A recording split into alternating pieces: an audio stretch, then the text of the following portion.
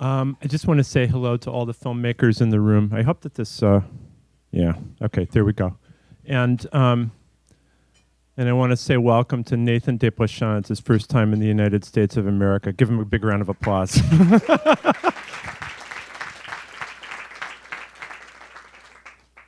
It's the ring bearer at my wedding. It's true, he was.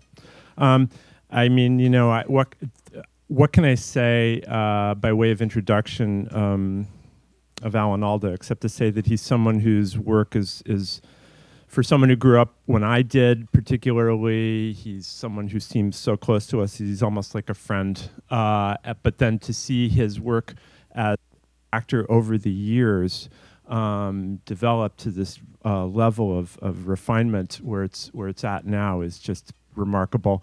A writer, a director, and a remarkable actor, a great artist. It's my pleasure to welcome him here today, and we're going to talk about a bunch of stuff. Please welcome Alan Alda.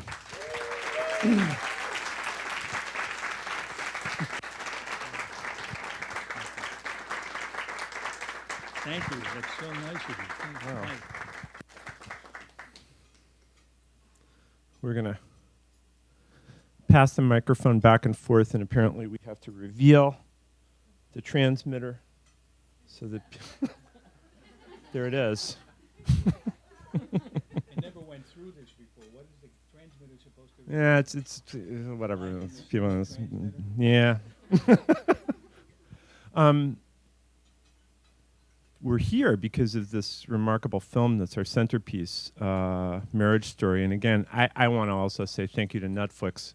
And thank you to Netflix for making Marriage Story and The Irishman possible. I mean, you know, that's an incredible gift that you've given to the world with both films. So we were chatting before about different directors and their approach to their work and how important relaxation mixed with attention and keeping the whole movie in your head is as a director. And you said that that's a quality that's shared by Noah Baumbach, who directed Marriage Story, and, you know, Marty Scorsese, who you worked with in The Aviator, and many other filmmakers. If you could talk about Marriage Story a little bit and working with Noah, that's a good place to start. Noah had that wonderful quality that is kind of rare, I think, to have written the script, be directing it shot by shot, and have the whole movie in your head. It's very difficult to do. All the things that you want, every little moment that you're shooting today has to play into something that you're going to shoot 2 months from now. And it has to all be integrated. And it's distracting. The ability to have all of that happening in your head while you're communicating with actors, technicians, while you're answering the 200 questions a day you get asked, and still be personable, still be personal with the people you're working with. That's an extraordinary thing to do. It's a kind of mental gymnastic that's, I think it requires a certain personality, somebody who's naturally comfortable with people and with uncertainty, because there's uncertainty all through life. Most of the uncertainty in life is making a movie. But how does Noah's approach allow, this is something we were just talking about, how the text is one thing, but then the movie is something else, and you have to let it come to life on its own. You can't just stick to the idea that you have in your head. How does Noah flesh that out as a director? He doesn't give you the impression that he's got it all decided in advance, and my guess is he does. But it's interesting. Some actors have complained that he does a lot of takes. He does too many. I didn't notice that. I thought, when I'm on the stage, I like a long run, so 40, 50 takes is nothing. It just gets better. But in the process of it's getting better, Noah is seeing what's possible to emerge that nobody had expected. And that's really what you're there for. You're there for to discover things. If you do what you already know, you're probably going to do something that somebody else has done before or that you've done before. But to step into the unknown in a friendly way together, where you both have the same understanding that it's a discovery, it's a mutual discovery. If it's an enforced discovery the director's enforcing his discovery on you, or if it feels that way, the best of you doesn't come out. When I was doing that picture with Marty Scorsese, The Aviator, I was so impressed with the way he talked to actors. He'd come up to me after a take. He said, "That was wonderful. That was just great. I loved how you did that. That was so terrific. Just really good. No. Next time, maybe go a little more in that other direction. Try it like that. Maybe you never know. Maybe you see what happens." And when he walked away, I realized he hated what I had done.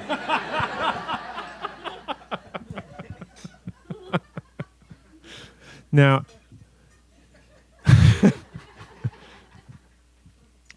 you directed a few films that you wrote. Four Seasons, Sweet Liberty, lovely film, and you had also written some films. You wrote The Seduction of Joe Tynan, that was directed by Jerry Schatzberg.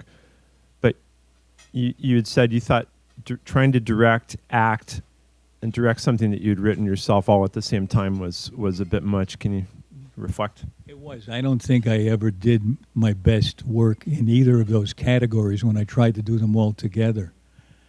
And I should have listened to one of my daughters, who, when she was about 8 or 9, said, "You're going to direct yourself in a movie? What are you going to do? What are you going to say? You, over there." It's very hard to do.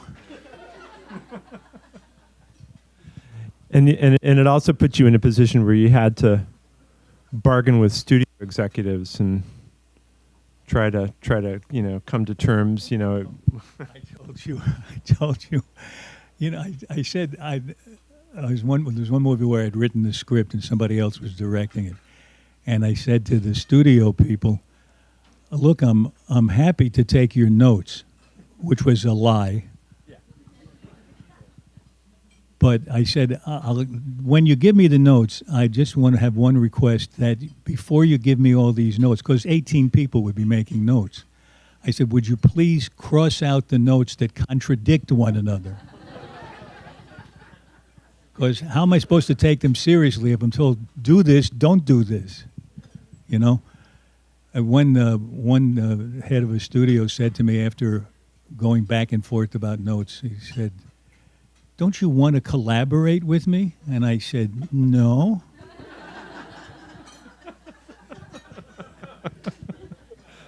Yeah, I mean, it's a very important thing. It's something that Marty Scorsese talks about a lot, that when he's getting everybody together, when the deal is being made, and he'll sit down with the studio, he said, now we all have to agree that we're making the same movie. We can't be, suddenly deciding that, we're all we're at cross purposes. If we are, then I'm walking away. But it's a tough thing to do, right? It's very hard. The director is in a focal position, and he's got, on the one hand, this myriad of department heads and actors and budgetary concerns he's got to worry about. And on the other side, he's got people who have decided, you're the one to make this movie. And then after the deal is made, what they really meant is, you're the one to make this movie the way we tell you to. And that's very hard. Now, I understand that Netflix doesn't work that way. From what I hear, they hire people they believe they can trust, and they leave them to do their work. And that sounds to me like the ideal way to work, because you get the best out of the people that you've decided to work with. You have to decide that you trust them, and then act on that trust. The other night, on opening night, Marty crossed paths with Ted Sarandos. He said, "Ted, how you doing? Thanks for all the money." That's great.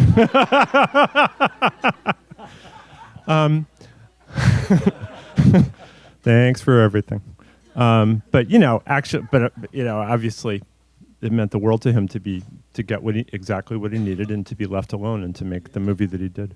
I want to shift back to when you started with the first season of MASH, did you ever think that it was going to be the kind of phenomenon that it became? No, I had no idea. In fact, I got the pilot script sent to me while I was in prison in the Utah State Prison, making a movie, I should add. No, I forget which one this was. The Glass House. It was the Glass House, yeah. Yeah, it was taken after a story by him. And it was the best piece of television writing I'd ever seen. Larry Gelbart had written the pilot. But I called my wife and I said, we can't do this because we live in New Jersey and this thing could run for a year. And she said, well, if it's that good, maybe we can fix it with travel.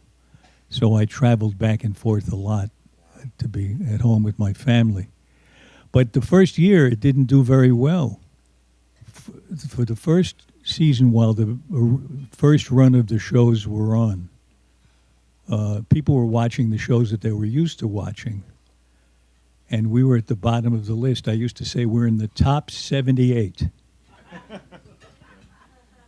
And then when the reruns started, they started sampling our shows and realized they liked them. And then from then on, we were successful. But nobody knew. Even the last night of the last episode, it was a shock to all of us. We were driving to a restaurant from a screening. And I said to Loretta Swit, look, there's no traffic. Everybody's home watching the show. And half the country was tuned into the program at the same time. And it was in fact, things were so chaotic that everybody in New York was watching the show, and at the first commercial break, they all went to the bathroom at the same time. And the waterworks almost broke down. It was the best salute I ever got. Not just in New York. I mean, all over the country. Flushing all over the country. What was it like to deal with being so identified with one character and then to be working on other things? I never seemed to suffer too much. I think I was typed more by how I appeared out of character as myself in interviews, because I was a very active feminist, and so I got pegged as Mr. Nice Guy. But I had no trouble playing like people in the Aviator, who was a villainous guy. And about half the things I played have been either very flawed people or criminals. And every time I do, somebody says, gee, you've never done this before. Because I'm so implanted in their minds as Mr. Nice Guy, I guess. But that doesn't bother me, and it hasn't hurt what I've been asked to do. So that's the end of that. One of those characters, one of those flawed characters, would be the character in Crimes and Misdemeanors, which you were just talking about with Arnaud Desplechin, sitting over in the corner smiling, and a film that Arnaud, did you program the film at the Cinematheque?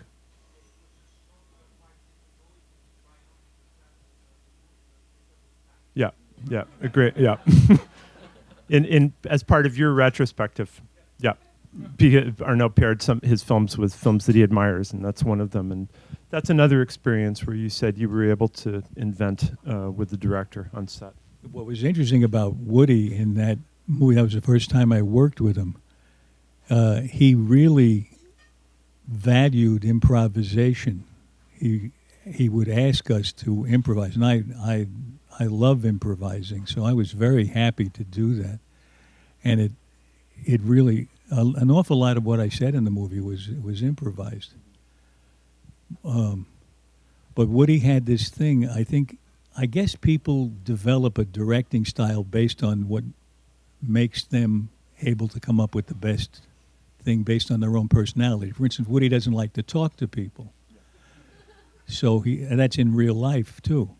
So as a director, he doesn't talk to the actors. you and I have talked more now than I talked with Woody in 3 movies. But there was one movie, I forget which one it was. It was Manhattan Murder Mystery, I think. And there were 8 of us in a scene, and there was a lot of cross-talk, and it had to be very carefully timed out. And there's no rehearsal in this work. You just get up and do it. So we did it 2 or 3 times, and he finally spoke. He said, "That stunk." And I thought, I wish he went back to not talking. Was there anything that you wanted to direct and not act in? Were there any projects that you got close to on that? To direct and not act in. I can't think of one, no. I never set my heart on things. I'm very improvisational in my life. Whatever people put in front of me, I try to make the best of. You know, I don't believe in 5-year plans. It didn't work out for Russia and China. No, not very well. And it's that you might want to talk a little bit about your interest in science, and in bringing science to wider audiences, and which is particularly important at this moment when, Yeah, science is not only hard to understand for the public, but it's under attack by people who just think it's another opinion rather than the result of hard observation and evidence-based investigations. So I've always been interested in science, and I did a science program on public television for 11 years where I interviewed hundreds of scientists. And I realized that they were able to be connected to the audience and explain their work, the better they were able to relate to me as a person in conversation with them. And we had real conversations. It wasn't a standard interview. I didn't go in with a list of questions. I went in with curiosity and a frank admission of my ignorance.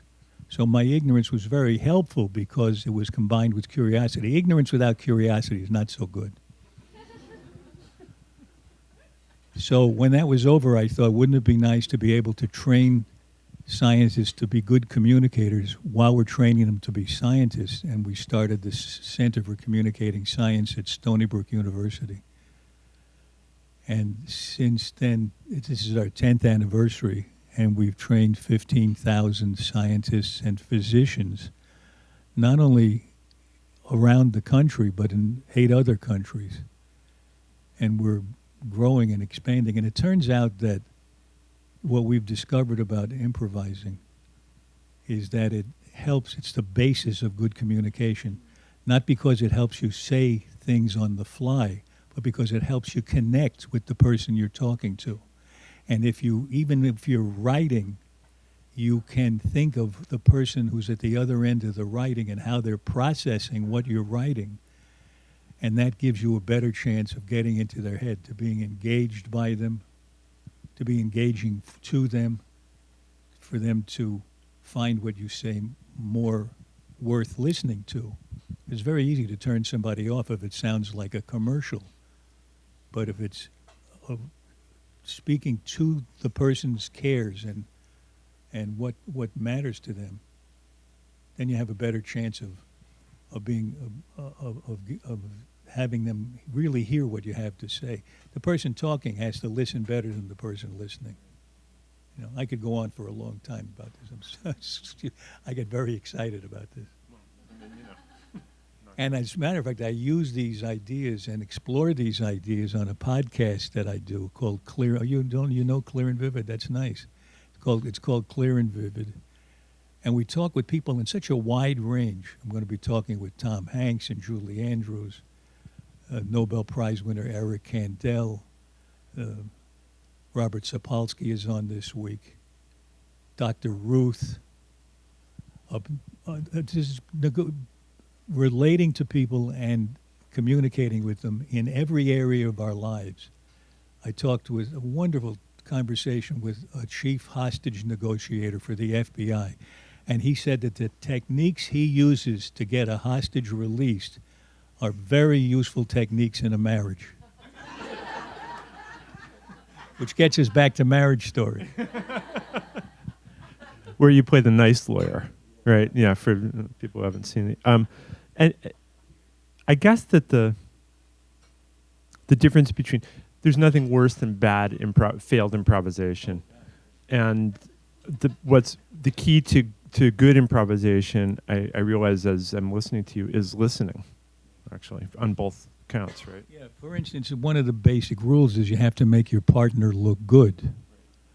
And when we train scientists in some of the basic exercises of improv that don't even involve talking sometimes, the mirror exercise,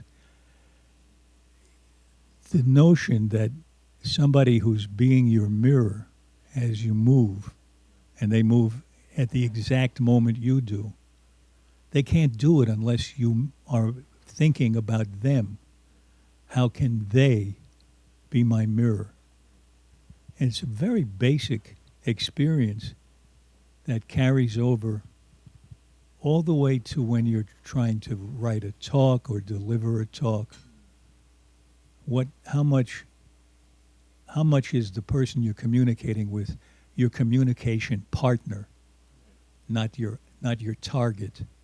Makes a big difference. It's a huge difference because the target model is what you see on television almost all the time, and what you hear on the radio a lot too. Yeah. So we can. You as you said a moment ago, the remarks of the hostage negotiator bring us back to Marriage Story, and I thought it might be nice to just close with a couple remarks about that film. The majority of the people in the room have not seen it. It's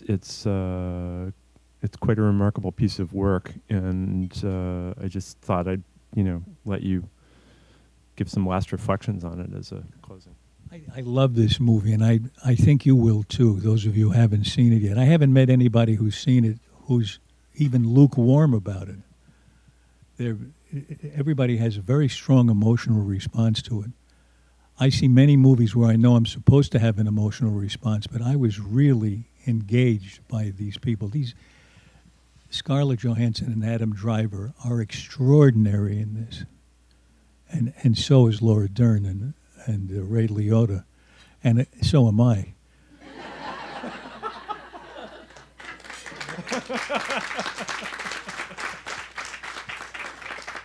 But the wonderful thing about the movie is it's so genuine. The experience that these people are going through is so genuine. It often looks like an improvisation, and some people who have seen it have said, well, of course that wasn't rehearsed, was it? And when, of course, it was meticulously rehearsed. The wonderful thing is it's a very powerful emotional experience that you're invited to go through. But it's not destructive. It doesn't leave you panting, wanting for relief, because you're at work along with the characters to get through this somehow. And it's so authentic that there's one shot in particular, I won't spoil it because you haven't seen it yet, but there's one shot in particular near the end where I'm reading her mind and I'm having the same thought. Now you're telling me this? And I bet you all have, think about it when you see that. You see if you can think of share it among yourselves, see if it's the same moment. But it's all the way through the thing. A scene starts with awkwardness and ends with screaming, and you don't see the build. You're not aware of it. There's a very interesting thing, the problem we all have making a movie where we tell a story that we want to be authentic.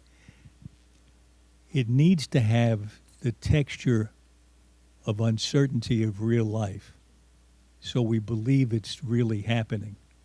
If it looks too slick, we're not going to believe it. We recognize it as a commercial piece of entertainment. But if it wants to touch our hearts, it's got to both have, and these things are very hard to put together. I think it's got to both have the uncertain texture of real life, where random things seem to be happening, and yet they're highly organized under the surface so that they lead to a resolution that's satisfying. That's very hard to do. You have to be really in touch with your intuition, and you have to be meticulous about the way you go about it. And Noah is both of those, and it's such a pleasure to work with him. I admire all the people connected with this movie, especially myself. Thank you so much, Alan. Thanks for coming.